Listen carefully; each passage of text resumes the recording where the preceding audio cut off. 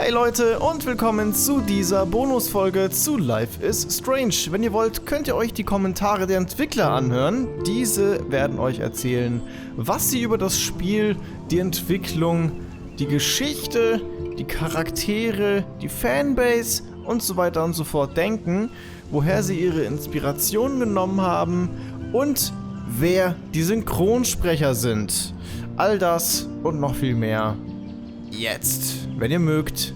Ich werde die ganze Zeit dabei still sein, wünsche euch aber viel Spaß mit diesem Blick hinter den Kulissen. Das Ganze habe ich ja auch schon mal zu Until Dawn gemacht und ist immer ganz nett, ein bisschen mehr zu erfahren, was man ansonsten vielleicht nicht ganz so mitkriegt. Wir hören uns dann wieder, wenn es losgeht mit Life is Strange Before the Storm. Bis dann!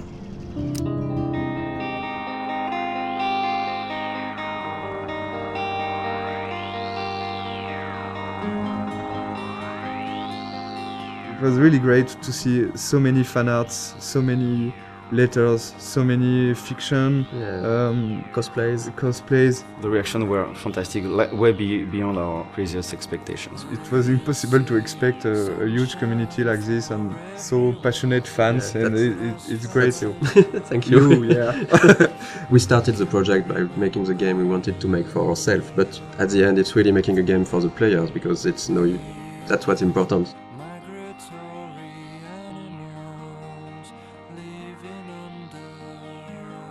So welcome to the dev commentary of Life is Strange. We're really happy to be there and talk about the game. Thank you for watching. Thanks. I'm Raoul Barbet, one of the co-game director of the game. And I'm Michel Cor, the other co-game director of the game. We are two game directors working on one project, so it's really interesting to work that way. It can be hard sometimes, but I think it's a really interesting creative process because we can challenge each other on a lot of aspects and find out always the better solution for what's best for the game. If only Michel or Raoul was directing the game would have been really different.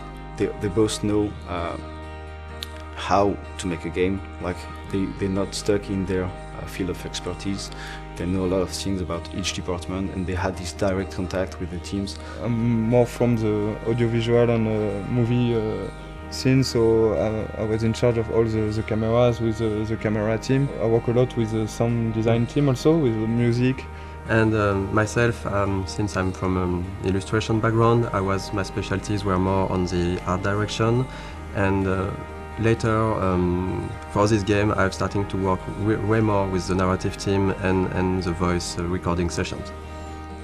It was cool because they had a similar vision for the game, so we didn't have a yes from one and a no from the other. Actually, Michel and Raoul are in the game when you think about it, because there are two game directors, so we have a contraction which is Michel. But if you put it the other way around, it's Raoul and Michel, so it's Rachel. I'm pretty sure they did it on purpose. The idea behind the game was because both of us worked on Remember Me, and there were some sequences in this game called memory remixes, and one of the founders, Hervé Bonin, asked this small core team to think about a game with this kind of mechanism. Very quickly came the episodic adventure game, because we wanted really to do something like that. There is really a lot of good interactive ways to tell stories. On an episodic format, you have to make a lot of choice for episode 1, because you won't be able to change after. A lot of assets have to be there in episode 1. Yeah. So the menu is one of those assets. It was interesting because there was a lot of variations. We did a lot of tries of what we wanted to show in this menu. The idea was really to basically show the most important locations of the game. So we can see the Blackwell Academy on the top right, we can see the lighthouse, we can see the town of Arcadia Bay. We were really trying to give a sense of location and just showing like the game world with the menu. We really wanted to make the player feel that all areas are connected, and the menu is a great way to do that. One of the main importance for us for the game was to have a peaceful game with this sense of you can take your time, and we wanted to reflect that from the menu, so we worked on those small wind effects and the leaves that are going around and the nice and soft music. It was just when you start the game you should feel quite at peace and comfortable. And even when the menu evolves in each episode, there is some small details that are changing. Like for the menu for episode 4, you have the beach whale.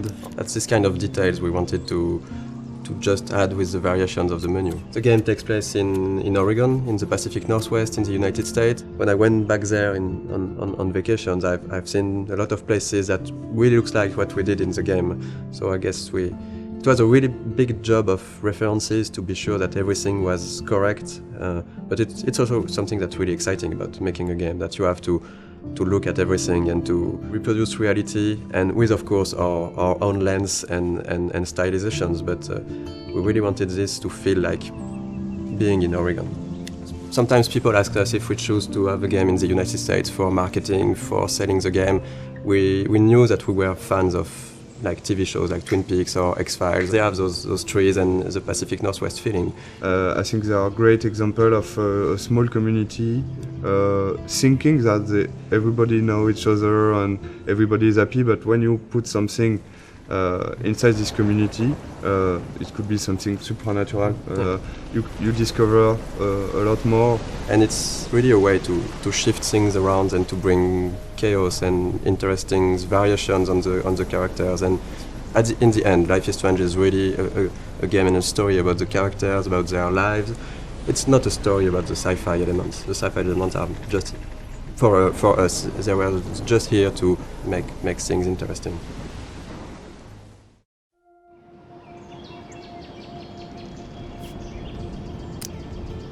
Okay, so let's play the game and... Yeah, let's play Life is Strange.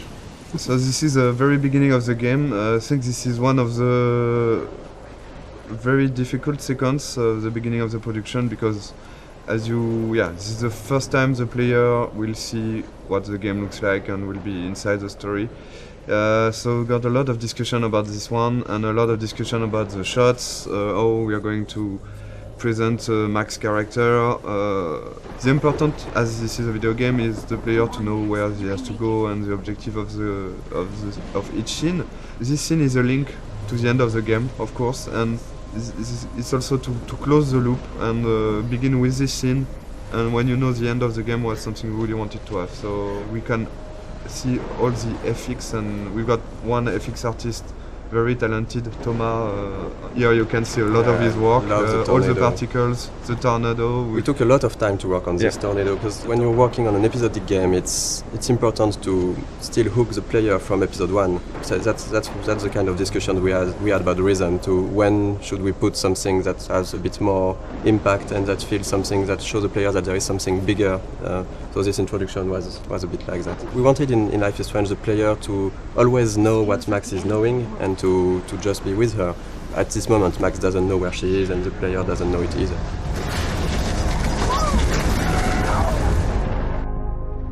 We're back to the high school, and which is one of the most important settings of the game, of course, the high school setting and the Blackwell Academy. High school is something where the player will feel comfortable because he knows it, but the transition from the cliff to there is the twist of having something really different, and that should hook the player to say, oh, it's not just a teen story, there is more to it. And then, of course, we can go much over than that and twist it and change the characters. But it was an interesting starting point creatively. This kind of introduction is really important, because in one sequence with some shots you have to discover all the different characters, the main ones. So you will see, of course, Jefferson, Kate and Victoria. And it was quite hard to decide between not showing too much, to not break the idea of the game, to not be too big compared to what the game would be after. There is a lot of themes of big ideas on the game, and of course photography is one of it, because photography is still a way to look back to the past. It's linked to the theme of rewind and time manipulation and nostalgia, and that's one of the reasons why Max came back to Arcadia Bay to attend this photography class. I think for the player to be like Max back in this town when she don't know everyone, but you've got to respect the schedule. It's really, as a player, something great to discover. Also, the lighting was really important in this scene to break the cliff ambience by this sunny atmosphere and all this light coming from the windows. And maybe we decided to have a private high school rather than just a regular high school of course, for the photography course. But it was also to be able to have less students because we wanted the story to be a bit more intimate. We didn't want it to be like this huge high school with so many students. Based on what the player is doing, you can really learn more about them and see that they're actually not just the stereotype and the archetype you would think they are. This is still a perfect example of how episodic is hard, because if you look closely at this poster, there is a mistake on it. It says that the exhibition takes place in the De Young Museum of Art, when actually it's not that. In episode 5, it's the Zeitgeist Gallery. We have a really great community. So thank you guys. And people found out this mistake, and yes, it is a mistake. It's when in episode 5 we found out that we couldn't be a museum. It was too big, so it has to be an art gallery. So we changed the name, and yes, there is a mistake like this in episode 1. How cute I looked yet. I was about to. Welcome to the real world. We really wanted to have this feeling of being part of a whole high school. So it means a lot of people, it means bullying, it means difficulties when you're a teenager in this kind of world. Showing the different cliques and different kind of teenager. I think a lot of players love this introduction. The use of music here is really important. As Max feels insecure in this atmosphere, we wanted her to isolate, and the music is a great way of isolate yourself when you just want to be on your own. And so since the beginning of the game, we were working with licensed tracks, licensed music. We test when we are testing and prototype some scenes. We put some licensed tracks from artists we love, and Scene Matters was one of them. And when we asked Jonathan Morali, who is the lead of Scene Matters, if it's possible to use his music, he's a gamer, so it was really happy to have this new experience, and for us it's just incredible to work with him. And this kind of editing is really, really difficult to do, because you have to choose the important moment in a song and to choose the right images. Because our writer Jean-Luc has written many scenes built around music. The edit is based on the music. It's not the other way. The music is really important in the game. It explains a lot about the characters, because the choice of the music, the choice of the artist means a lot. For example, Chloe won't listen to the same artist as Max. For the anecdote, for this guitar part, we asked the lead singer of Scene Matters to take his guitar and to play on top of Gonzalez's song in a clumsy way, to be sure that it would be like Max playing guitar.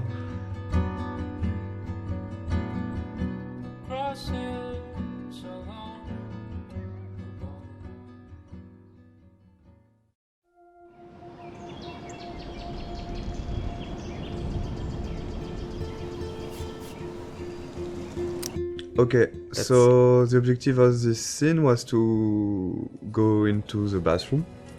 I think you can hear the great sound work. Sebastian, the audio lead, has worked a lot on this kind of effects. When you take out your earplug, you can hear more the ambience. And this kind of art is done by our main concept artist. We got like 4 concept artists working on the game. With Edouard, who has made a lot of artwork. He was the one concept artist. So basically in the beginning we do a lot of documentation, like we do a lot of research. From all those pictures we can find on the internet, every room, every character needs to tell you a story, who they are, what they do. And just for following the scene, even for the mood, when it's still the rhythm of the game. So we wanted this scene in the bathroom to have a really cold and harsher and more contrasty lighting, to be different from the soft and warm lighting from the art class before. I think this scene, there was here one of the mistakes we have done with the game. For example, when Max is tearing apart the Polaroid. In fact, I don't know if you have tried to tear apart a Polaroid, but it's quite impossible. Yeah, you can. We tried it. You can't do it. It's too strong. It's plastic, it's a and kind it's of, impossible to tear it like she does. But of course, there is a lot of symbolic behind this, and so we decided to keep it, even if it's non-realistic. Maybe it's a bad Polaroid quality, and we can do it. So you can see the butterfly coming in from the window. Of course, there's a lot of symbol behind this. The butterfly, of course, with all the butterfly effects thing, and the fact that Chloe has got some butterflies on her tattoo, and the color of her hair based on the color of the butterfly. Really something we wanted to hear. The blue butterfly is really, really important, and of course at the end of the game it's much more important. One of the fans' favorite, and of course a character we really love, Chloe. She's one of the most important characters, because at the end the choice is about her. It was really important to create this character the best way possible, so the player would learn to care more and more about her. But we really wanted her to be not that nice at the beginning, so when she's evolving during the different episodes, and she's getting nicer to Max, people would care even more about her because she changed, and she likes the fact that she changed.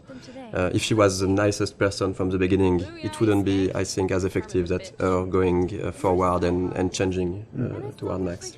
Sometimes some players hated Chloe during the first episode, and I think it's not a bad thing, because you can dislike a lot of things about her personality, and after in episode 3, and of course at the beginning of episode 4, there is really something more to this character, and I think it's like having in real life with a friend. There is always some things you don't like, and the relation between Max and Chloe talk about that, and I think it's really interesting to see how the player will learn to like more and more Chloe. And I think it was one of the biggest challenge of the writing process, because we have 5 episodes, we have a limited amount of time, and we need to find the good beats and the good pacing to make those characters evolve. It's a really intimate story, and it's mostly just centered on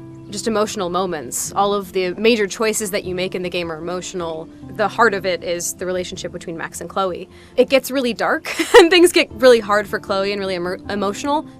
In the game, one of our goals was also to be able to talk about real-life issues, about some social themes and difficult themes that can be experienced in real life. I mean, it's different to other games where there are bigger issues like situation of life or death or war or stuff like that. And in this game, we wanted really to focus on more human issues on a smaller level. The mood of the game and the themes of the game.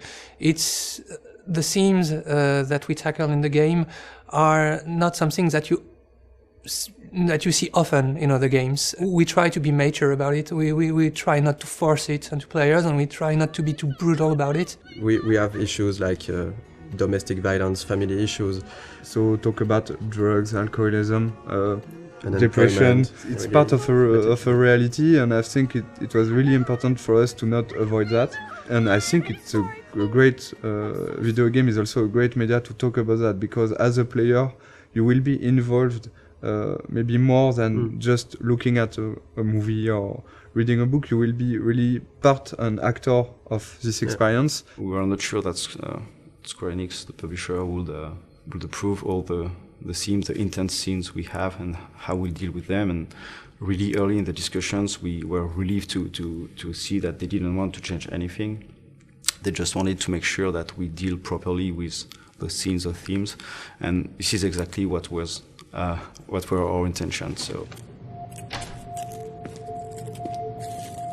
it's again a key scene for episode 1. It's the first time you see Nathan and Chloe. First scene with the character is really, really important.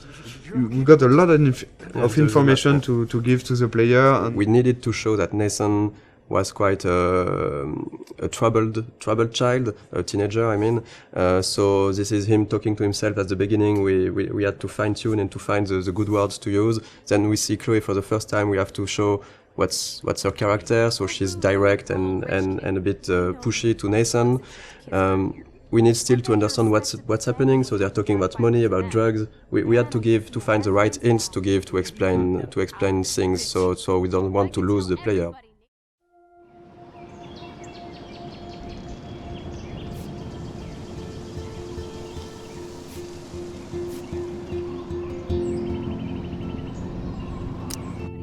Prescott is a punk ass who begs like a little girl and talks to himself. You don't know who the fuck I am or who you're messing around with. Where'd you get that? What are you doing? Come on, put that thing down! Don't ever tell me what to do. I'm so sick of people trying to control me! You are going to get in hella more trouble for this than drugs. This scene, this is the starting point of Max discovering that she has this weird power, because basically this adrenaline rush and looking at Chloe getting shot, that's how she can trigger that for the first time, and she don't know really why, but that's the seriousness of the situation. Then you'll go back in the art class. So we really tried on this scene to show the déjà vu feeling. So the editing and the shots were there to give this weird feeling to the player that, okay, I'm living that again and again, looking at the different moments that the player saw the first time in this scene. So yeah, for the editing in this sequence, we wanted to keep the same elements, but not necessarily the same shots. You can see that first 3 shots are the same, I think, and after we begin to change a little the point of view. So you understand that there are the same events going on, but just seeing from a different point of view. And I think, to be perfectly honest, we don't have a good explanation for why she's going back to the art class, because we needed it. I've got one, but I will never tell you. I don't think it's a mistake, because we also needed to explain to the player so the player can learn how things are working, and it's quite hard to do. So we took this freedom to have Max go back to the art class, which, even if it's a bit contradictory with how her power works after that. We are using this to explore more of Max's personality, of the characters, and because that's the way we created the character. Max, as we've seen that with what she's thinking. She has a lot of insecurity. She has issues to go forward in her life, to take decisions, and now she has this ability to not going forward, but going even backward. So it's an interesting storytelling device to question with her character and with the player, of course, to question choice and consequences, to question fate, to question really interesting issues. I think Max would never have changed as much as here in our story without this power and without this sci-fi element. So it puts the player in a very interesting position, because she will ask himself why he's doing some interaction. He can undo the interaction and try something else, but also Max, by doing this, will ask herself, am I doing the right decision? Is it the good choice or not? So we deconstruct the mechanism of classic adventure game just by adding this power and the fact that you can undo things and try another things. Of course, in most games, you can do it with quick save, quick load, but it's like you said, it's only the player who do that, and that's one of the main themes of the games. That if I had the power to rewind and to change things, should I do it? Because sometimes it can be really seen as lying, as if I say a lot of things that you don't like, and if I go back in time and don't say them to try to, so you're not angry at me, it's a bit tricking. So we are really asking those questions, and in the beginning of the game, we are letting the player and Max do it a lot. She's getting to make a lot of friends with this rewind. But later in the game, and especially in episode 5, we are really questioning this to see maybe it wasn't the right thing. Maybe what you did to try to lie to people with your power, was it really good? And that's something that can be interesting for the story, but also to ask the player at a moment. I think this is what we wanted to do also with this game, to show that it's difficult to make the choice, and it's even more difficult to live with it, but you have to learn to do that. And even if you could hesitate a lot, there is no perfect way to do things. Okay, if I'm crazy, I might as well go all the way. Can I actually reverse time?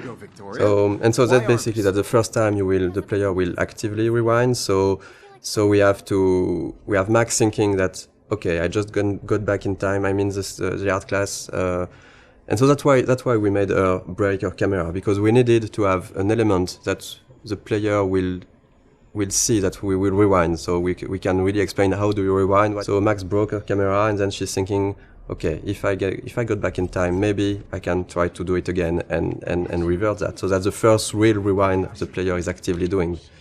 It's okay. We don't really want the players to use the rewind all the time. But since it's important in the beginning of the game to really show the player the tools he have, and it was important for us to have this in this scene, to have a lot of use of the rewind, so he can really, okay, I know how it is now, and now I decide if I use it or not. I hope I have enough time to get to the bathroom.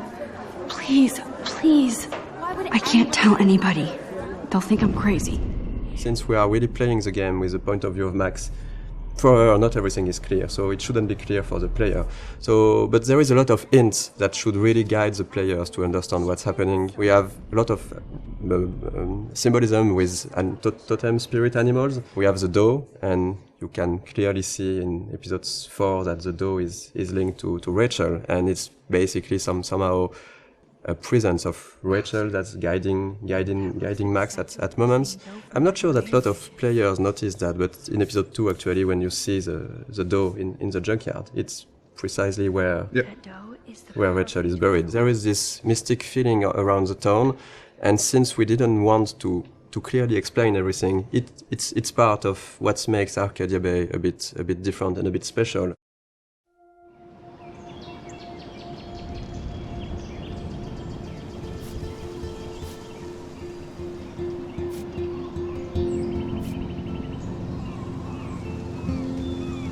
So yeah, we're going to play a bit of the junkyard scene. Yes, so it's we love the junkyard scene because a lot of different elements, but the first one I think is the environment. I think the environment artists have made something incredible here. For Life is Strange, we really wanted to have a stylized rendering. We didn't want it to be realistic, or so every texture has been hand painted to give this impressionistic feeling. And I think in the junkyard it's really interesting because there is so many details that's where this kind of simpler texture are working well. Because if this scene was overly detailed with cracks in the rust and everything, it would become really noisy to look at. We did a lot of work on the lighting effects and the atmosphere, so it was really important for us to capture this morning feeling with very, very cold colors in the fog, but a slightly warm sun that just bring some soft and warm feeling to the scene. This scene is also a good example of what we want to do in terms of environmental storytelling. We've got a lot of different objects who are there and who has their own story. And Okay, let's do this. Can you find 5 bottles while I prep the shooting range? Beer and guns? Nice combo. You can handle it. Now go find us 5 bottles. This is one of the best puzzles of the game, I think. Yeah, I think it is. I think it's mostly the final bottle that was really hard to find, and we did a mistake on it because it was maybe too well hidden. Our goal for this was just to allow the player, to push the player to visit the place while looking for those bottles, because there is a lot of interesting things to discover. Basically, the junkyard is where Chloe brought Max to try her power, but it's also where Chloe and Rachel were hanging out together before Rachel disappeared. So this place here was this small hideout for Chloe and Rachel, and we tried a lot of what we did in the whole game with the environmental storytelling can be seen here, because there is a lot of everything that we really like to tell with the environment. It's a good way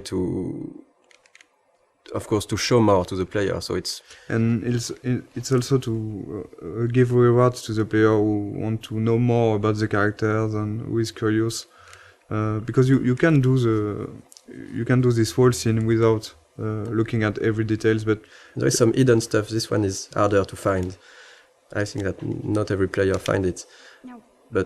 And this is a big letter that Rachel wanted to write to Chloe, and maybe never gave it to her. In Life is Strange, we really tried to put a lot of attention to the details. We have a lot of various levels of things, and if you look around, you can find some really, really small details that are useless to the main story, but interesting. Actually, we start to play with that, putting more and more things in corner, in dark area, to see if the player can spot it or not. And usually they did.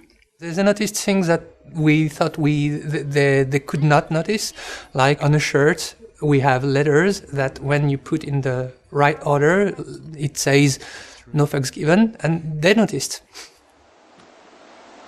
I don't know about this. Are you afraid of getting in trouble?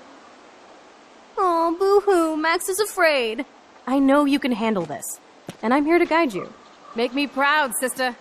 Life is Strange really is a game about choice and consequences. So we have a lot of choice you can make in the game, which will have consequences later on in the same episode or in the other episode. And there is one big choice in this scene, right?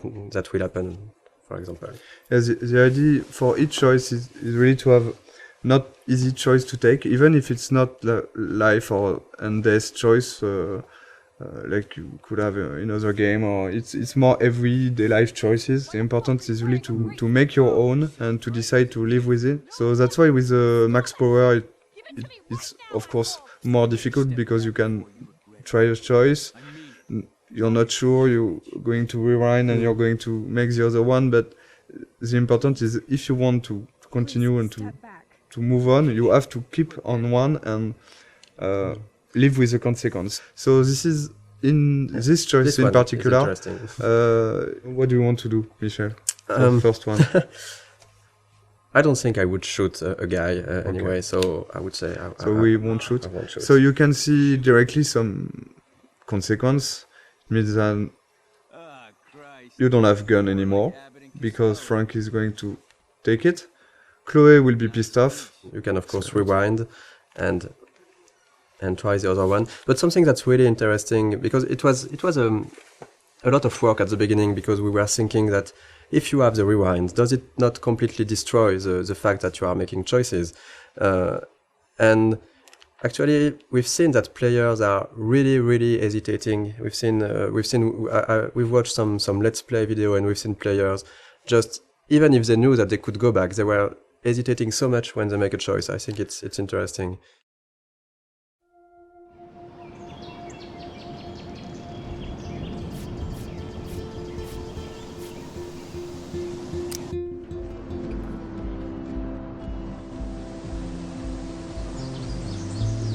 Here will be out of the campus for the first time for the player. So this is the first time the player will be able to use his power when he wants. He can do before, but there was no so many interaction and puzzles. Here there was we really wanted to have a lot of different things to do, talk with people, use the power just to see fun stuff. But we use this kind of environment for the players who like to take their time and just to talk to characters, to look around. It really gives a sense of presence to Max, to the world. The important aspect of the game is really to give some rewards to the player who want to do that and to want to take his time. So with this kind of sequences, for example, we give what we call a reward, but in fact it's just new element of the game. For example, here you will have new layer of music. You can hear some new layer of music. You will have all those camera shots that you can't have inside the classic walkthrough and classic gameplay in third person. So this kind of beautiful shots you have only because you have chosen to take your time and to sit on the fountain. So the music, the shots, and of course the voiceover of Max also at the beginning.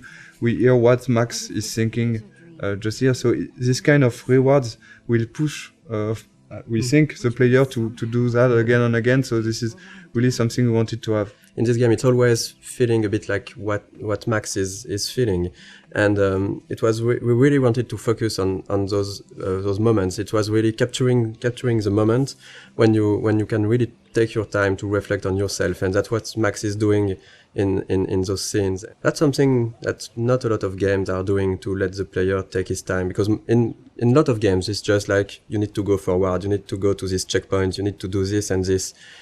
Since the beginning we wanted the rewind to be a tool that the player can use when he wants, where he wants. It won't be scripted rewind sequence, for example. On a technical point of view, you have to record all the different things that happens in the scene. Since you can rewind time, you can basically be at any part of the scene at any moment you like. Designing puzzles with the rewind was very, very hard. When you think it's done, you think you've seen everything about it, you think the situation is in place and it's going to be working well, there's always this tiny little thing that's fucking it up. Those elements are not really deterministic, so when you rewind, you're not sure that you will be able to restore the particle system in the same state. Seriously, do not forget I need those papers before tonight. Like now. Thanks, Sherry. And this is the dormitories. This is also something that was interesting for us, is to talk about dorm life. We wanted to use this setting because we can really talk about social issues, like the girls have their room. Do you really like the people who live next to you? How the relationship are working inside the dormitories? Like right now, it's interesting if you have different music that can come from the different rooms. It's a really interesting setting to set up a lot of characters easily. Here the idea is really to again have this believable universe of the students. We have to focus on what we want to tell and what we want to develop. In each episode, Alyssa is getting hit or in danger by something, and you can decide or not to use the rewind power to warn her and to get her out of trouble. And again, I think it's links to also the Kate story and this kind of stuff. It's not just here to have fun. It's also to talk about those difficulties you can have when you could be someone like Alyssa and having these kind of problems. And it's always a way to find the little details and little elements that will bring more to the characters, how we are defining them, without sometimes telling too much. So this is the same actress as Chloe. Yeah, the two main actresses who are playing Max and Chloe did also the other students, and so there is some of Chloe inside each one of them. You can see Max and Chloe here. The body animation is done in motion capture on this project. We've done a lot of shooting in motion capture with French companies. The two main, so Max and Chloe, like for the voice actor, in fact, they are always played by the same actress. Serena and Gabrielle. So all the body language and the body animation you will see in the game are done by them. And so in each scene we discuss about the scene with them, and they add some. Both of them, they have given something to the character, even for Max, because Serena was a bit shy at the beginning of the project, and at the end of the project she was different, and we can see the evolution of Max inside her acting. So Who did you tell? The principal. But he didn't seem to believe me. The principal? Are you still 12? That drunk jackass only cares about cash for Blackwell Academy. Don't trust him. I didn't mention you at all. This is the first time we will really see the Max universe by discovering her room. So let's go inside. It was a really important scene for us because you're playing as Max in the game, so you already start to know some about her with what happened before in episode 1. But when you enter her room, it's really her universe. It's everything in this room should describe her, who she is, why she is like this, and speak a bit more about her past. There's quite a lot in this room, in fact, compared to the... Because we tried, I think, episode after episode also to focus on different things, and we can't put too many objects in a room.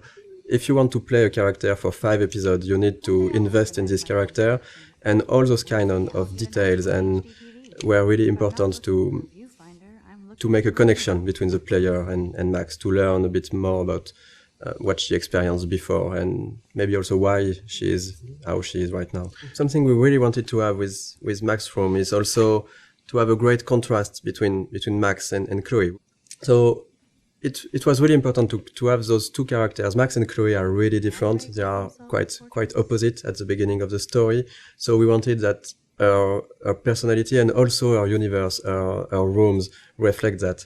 And we took for Max this sort of softer colors. We have the pink in, I think her bed cover is really soft. You have the small cushions with the flowers, the teddy bear. We've got a lot of different environments in the game, but we wanted really to be able to revisit the environments and to have other scenes taking place in the same environments, but telling different stories and telling different sequences. So For example, in this room, when you go back here in the house in the alternate reality, we will find an empty room of an empty Chloe room, and you have been here so many times before the episode 4 with Chloe, having fun with Chloe, listening to music. Going back here without anything, you will directly see what you've lost and what this another reality means for Chloe and for you. Max, try to find the light for the pool. I want to see the sharks. Otters don't like sharks. They'd bite. So do I. Hit that light. We've done the same with the swimming pool, for example. We've got a great scene in the swimming pool between Max and Chloe when they are alone during the night, and after you got this huge vortex party, which is a really different atmosphere. So this is kind of... On the production point of view, it's basically a brand new environment, but it's still in the same place and with a lot of similarities. So it's really important to show. It was important for us to show the changes that Max can create with her power and the changes to the characters and to the world.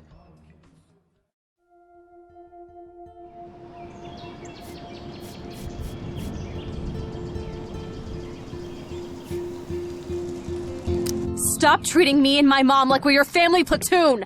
Hey! Leave Joyce out of this! I wish you'd leave Joyce! Like now! Seeing this kind of family violence, and it's something you can have encountered as a player. I think we all know some people who got some difficulties, and you can have by yourself also. Here, the choice you're going to take will have consequences on the relation between Max and Chloe, but also on her father.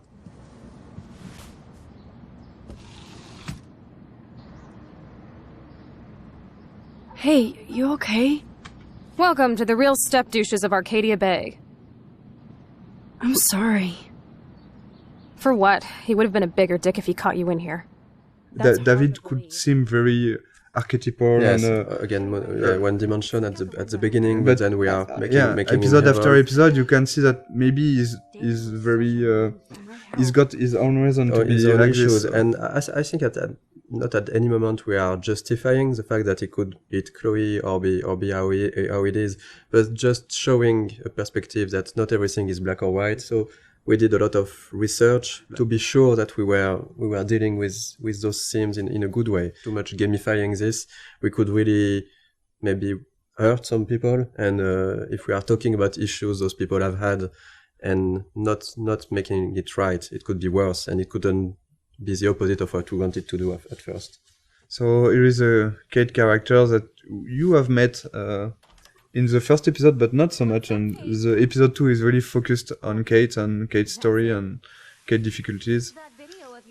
So, but this scene is a good way again to how we try to advance the story about Kate, but also try to show more of the other characters, Victoria and Taylor. So we are continuing of what was shown about Victoria in episode 1, like of course that she's really a mean person, that she's harassing Kate because she makes fun of her. And so this kind of scene, yes, is we are really trying to advance the story, bring out more of the characters, and of course there is great cameras on it. All over my face. Max Selfie thought she was a badass taking that picture. We wanted really to talk about all the cyberbullying, the fact that it's quite difficult for a teenager nowadays to be connected as everyone is now. I think everyone has got a phone, is connected always. We are using the text message a lot, and we are making fun with that. So we are really thinking about both sides of the social media. But on the other hand, you've got this dark aspect of internet, which could be really difficult to live. I think a lot of players could recognize some of them inside Kate, and we've received a lot of letters from players who say that helped us also to realize what they've been through. Yeah, we wanted to have this scene since the beginning. We are quite happy that we managed to keep it, and work with Square Enix was great for that. We we managed to keep a lot of difficult scenes like this one. It's not only about talking about those themes, it's also to be sure that it's anchored inside our story. And here, of course, this experience and the Kate story will push Max to think about her power, to think about the consequences, to think about the relation with other characters. That's actually the one time in the game where Max's power fails her. So when you arrive on the roof, you are really by yourself. You have to talk Kate out of jumping, and this was also the second part of what we wanted to do with this theme, is to show that if you care to the people you like, you can help them, and that's basically what Max has to do at this moment, is really to care about Kate, to show her that she knows her, that she's her friend, and to really take out of jumping. I think that something that was interesting on writing all these scenes, and is even in episode 1, Kate was written as somehow as some type of archetype. She's a bit religious, she's for abstinence, she has this basically pro-life ideas, so maybe some of the players could think that she's boring character, but the way we evolved her and write her in the other episode, we really wanted to show that even if you go past the first appearance of someone, that's something that you might feel not interesting or different to you, you can find really good things and interesting things in each person. And I was really happy the way that the community reacted to Kate as a character. We didn't want to gamify this kind of thing. We still have to have rules for how the things, even if it needs to be really in the background and for the player to not to see those rules. But in the end, we still need to create the scene with the scripting and a way to make it work. So it was really hard to find the good balance to make it feel the more transparent as possible for the player, and just find a good way to have the feeling that it's really a dialogue between Max and Kate. And it was a really hard one to write. There is a lot of branches, there's a lot of variations, and I think even in the voice recording it took a really long time. It was one full session just for Hannah and Diane, who plays Kate.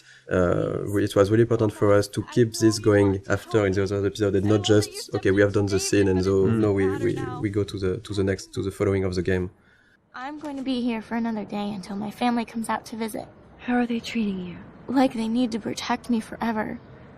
They're so upset, and I know they feel guilty even though they didn't do anything. I was surprised how many we wanted from to talk about this theme of euthanasia,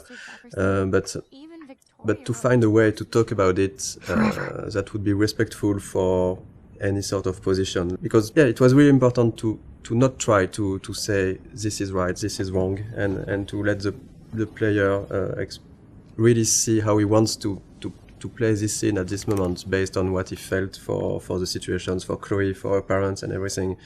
And that was that was not easy to find this balance when doing that. And again, it's because it's interactive and it's a video game that this scene is so strong. I think if you just see a scene and just this is the director point of view and that's it, I accept it or not. But here it will be your choice. You really have to take your time and think about it before making your choice. So and we've seen all kind of reactions. We've seen players who immediately say, no, I can't do it. Or other player who immediately accept what Chloe is asking. Of course, it's Chloe, I'm accepting. And a lot of others who are hesitating for 5-10 minutes or so.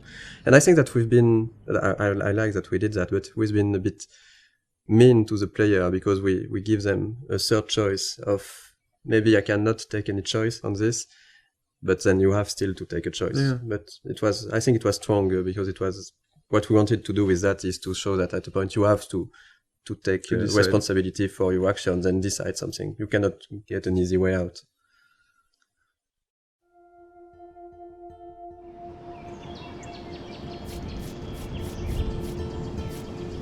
We took a lot of photographs, even some of the no weapons, the no bullying, no weapon. Yeah. We took photographs in some high school in it wasn't in Oregon, but it was near Washington, so it's still in the Pacific Northwest, near Seattle. And we took some of those, we just adapted some of those posters, and even for example like this for the map, we did a lot of research, finding real maps of real buildings and trying to be quite precise with the scale, the layout, the locations, because we really wanted everything to feel genuine and to, you know, sometimes you can go really wrong in a game if you just start to forget about the scale and the detail. So we really wanted to have things right, like having this kind of fire hose at this place. And since the game takes place in October, and we are in the US, there is already a lot of Halloween decorations and stuff like that. We wanted to have the game at the anchor in reality, but also of course, we have a lot of references. We are huge fan of some TV shows, of books, of movies, and I think that in Life is Strange, the setting was really good to have a lot of those Easter eggs that will speak to the players and put the game into a pop culture reality. So there is a lot of stuff that is scattered around the game. If you look at every license plate in the game, you'll see that the letters, they are meaning in episode 1 is titles of TV shows that somehow we liked or that were somehow inspiration in some part for the game. In episode 2, it's movies. In the dormitories, you have the room which red room. Someone wrote red room on the slate. It's the number of the room in Shining. Yes, and so it shows that we love us as developers the movie, but also that the characters in the game, of course, know about this movie because it exists in their real world and they are making jokes about it. We knew that we had to hire an American scriptwriter. We sent some tests to few writers that were recommended and we knew. And Christian Divine, we had a Skype with Christian. After maybe 2 minutes, we all knew that it was going to be him. I had this kind of vision of him in the office, working with us. Since we've chosen him, he was at 100% and even 200% in the project with us. He completely understood what we want to do with the characters and with the story and with the different themes we wanted to talk about. During the motion capture session, we asked the actor and the actress to when they meet, Max and Warren meet the first time here on the parking lot, we asked them, they were trying to kiss themselves, but you can't do that in the United States. In fact, as French, we were thinking that, it's cool, they are going to kiss themselves. Warren tried to kiss Max, to kiss Max on the cheek. We've never done that, so we changed after a discussion with the writer and a lot of friends. We said, okay, we should switch to a hug. So we changed the animation to have just Warren try to hug Max and not kiss her. And this is a kind of mistake we can do as French people. So we have to be very careful about that. And it was really good because in France you can. In say France, hello by kissing a girl like this, by just having a peek on the cheek, and not in the US. And this is the kind of stuff where having an American writer was really needed. We made some other mistakes, like on this parking at the beginning we had the parking spots which were really small, and Christian said to us that this is not American parking spots. In the US you have large parking spots because we have big cars, so we changed that. And we did that for various things, like sometimes a sign were not at the right position or something that was not perfectly true to reality. So, Chloe's house. This is the very, very first scene we've made for the game. So this is really the scene that we have modified a lot to create Life is Strange. This is also the scene with which we sold the game to Square Enix. That's the scene we showed to publisher. The first time I tried the game, it was the Chloe's room, a really early prototype, and it felt fantastic to play it. I was literally smiling while playing it because the scene was working really great already. Even though the environment, the characters were not final, it was really really good to play. And we decided to use this scene because every mechanism is here, but there's also a scene that shows really what Life is Strange is, because it's a story about those two girls trying to reconnect. We had the two main characters. We had strong issues with what happened with David later. So we have the environmental storytelling when you're visiting a different part of the house. We have Zen sequence. It had the feeling that we really wanted to push for the game. This slow-paced, nostalgic feeling. I think that this scene is really a really good one to show that in episode 1. At the beginning, it wasn't exactly like that. We got different outcomes, and so the scene which is in the game now is really different from the very first prototype. At the very beginning, it was only the arguing with David we have done in motion capture, and I've played with Jean-Luc, so Jean-Luc... You were doing Chloe. Yeah, I was playing Chloe and Jean-Luc was playing... No, I was playing David. And Jean-Luc is a great writer who has written the original story. So we have played all together because we didn't want to... We didn't add the money, in fact, to have a optic motion capture shooting. So we try by ourselves to have animation for the prototype. And the animation is quite ugly. The characters also are the ugly. first version were ugly, and there were at the beginning no textures. We had version with only the grey characters. We were really weird without hair, so we had a hairless Chloe. And I think Max is quite frightening. The smoke and all the FX elements, they are made following the same idea as non-realistic, but like it looks like undrawn smoke a little. But it's really, really beautiful, and our FX artist has made a lot of FX like this. We can see also the wind outside. The wind effect are really beautiful. And we tried to be as close as possible of the concept art. Like, ideally the game, we wanted it to look like some sort of animated concept art. And I think it's really...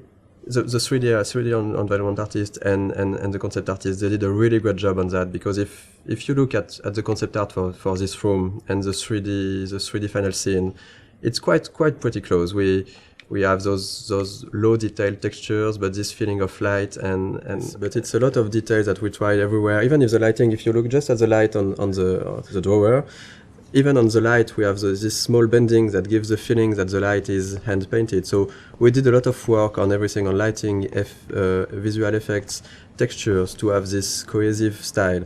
And sometimes the player might not completely notice it, but it still gives this cohesion to the game. Like, for example, for the Chloe's house, how rich Chloe's parents are, so what kind of house they can afford. So this get painted. In concept art, we do like every room, or even the map, the floor map.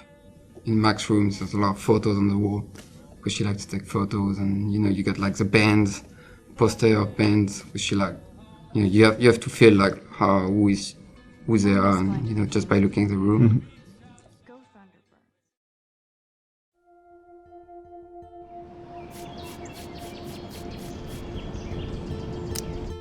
One of the most challenging part of working on the game with an episodic format was to create those two characters in a way that would really appeal to the player. So when you arrive to this final choice at the end of episode 5, if you wanted this final choice to work, we really needed the player to grow to love Chloe, to really get attached to Chloe.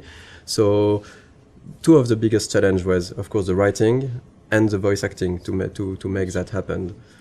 Of course, the story was written as a whole since the beginning, so we couldn't change massive stuff, but small details could be added, a line of dialogue for a character, or episode 3 when you visit Kate in the hospital, and it wasn't supposed to be here, but we've seen how people loved Kate.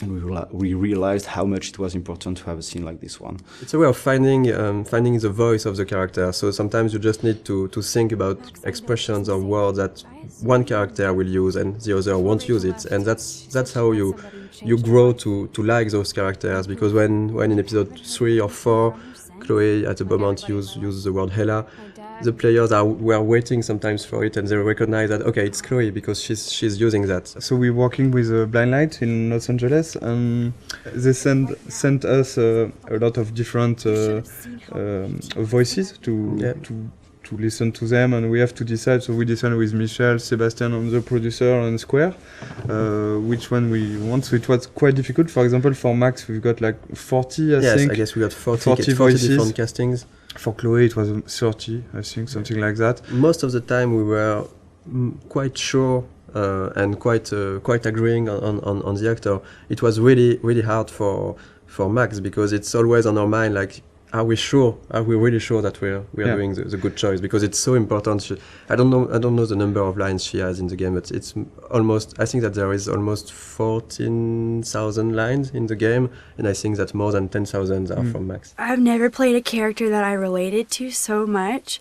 I have a lot of the same issues that she does with her confidence, and so getting to play someone that seemed so similar to me was really an extraordinary experience. I really feel like I'm growing with her. We'll help you. Just let me go and... The fun story is for Jefferson. The guy we choose is Derek Phillips, and after we choose him, I discovered that he was Derek Phillips, and he's actually playing one of the main recurring character in the show Friday Night Lights, which is one of my favorite TV shows. Well, this has just been really fun for me, especially coming from the standpoint where, you know, when I auditioned for the role, I wasn't sure if Jefferson was going to be the bad guy in this. So, you know, you just kind of came in and we would do our voiceover sessions, and he was just a cool teacher. So it was kind of neat to find out about this twist. I mean, I'd kind of heard that might happen, but I didn't know for sure if it would. So it was really, really fun to play with that. So we are really proud and happy to have Anna and Ashley for Max and Chloe. All the voice talents we've worked with were really involved. They've given something unique to those characters, and that's why it has worked also. It's because there is a part of their soul inside their character. For Hannah, for Max, one of the hardest parts is that there is so many lines of inner voices. So it was really important for Hannah to give something great for those, and I think it was quite the case. And for Ashley, one of the really hard part is that there is and for Hannah too, there is a lot of really emotional scenes. I really wanted to sell the moments, and I was putting, you know, pressure on myself to make you know, certain moments, like with Rachel, lots of the moments that happen in episode 4. I really wanted them to feel real. And I'm constantly on this roller coaster, so I had to figure out how to harness those feelings so that I could use them to illustrate what Max is going through. I remember during the voice recording session, for example, for the scene where they are discovering Rachel's body, it was really hard, even just for myself, to listen to the scene, and they told me after that they were, both of them were really crying when they were recording this scene. We knew already how we wanted to end each episode, but after we take a lot of time to discuss about how, and to think about the editing and the framing, the layout of each scene. The endings of each episode. That was something really important, of course, because it's an episodic game, so the ending is crucial if we want, of course, the player to enjoy the episode and to want to come back for the next episode. So I think we looked a lot at also what can be done in TV series, because with the episodic format we were kind of the same way. At the end of an episode, you want either to bring back some element of the story, so in order to hook the player, or we can use a cliffhanger. And I think that we did both of that, depending on the episodes. And right now this is the ending for episode 2. Yeah, the episode 1 and episode 2 endings are not the same, but it's the idea behind was really to show all the characters of the games, all the main characters, and showing that there is maybe something more going on. Yeah. And in episode 1, for example, we even show some characters you haven't met already in episode 1, Joyce and Frank. And you will find them back here at the end of episode 2 in small scenes. And we really wanted those in episode 1 and 2, those ends to be like a wide description of all the characters and all what's going on, and also showing other aspects of each character. For example, seeing David on the with his head on the shoulder of Joyce, seeing Victoria and Nathan in Victoria's room, seeing the principal and Jefferson arguing. This is kind of small hints that maybe will push the player to want to see more. Because this is basically the only moments where we are seeing those characters when Max is not seeing them. Exactly. And so we can just bring a bit more. We are not telling too much. We are just bringing a bit more on those characters, a bit of sort of mystery. And this goes with the idea that everybody might be hiding something or might be a bit different, right? Like Victoria here we can see her crying when clearly this was not the way her character would behave before. And having Nathan going into her room, we don't know what's happening between the two of them, but it's still bringing a bit of mystery and interest for the characters, for the player. When we worked on the cliffhangers for episodes 3 and 4, of course our goal was still to have a twist. We were really trying to go on with what was important for the story and not just having the shock factor. Maybe just want to thank you for all the gifts, all the support we have from you. Yes. And thank you very much to be so active and so passionate about the game, and we're really happy to see that those characters and this story and those themes means something also for you. This is why we are doing games, so we're really happy, so thank you. Yeah, thank you so much. We really think that we have you are one of the best community we've seen for games. I'm going to cry, Michel. Yeah, and this community is really nice. I didn't see a lot of bad words. You know, sometimes in video games community can go easily wrong, and it was it's really pleasant to read and to read everything that the Life is Strange community has to say.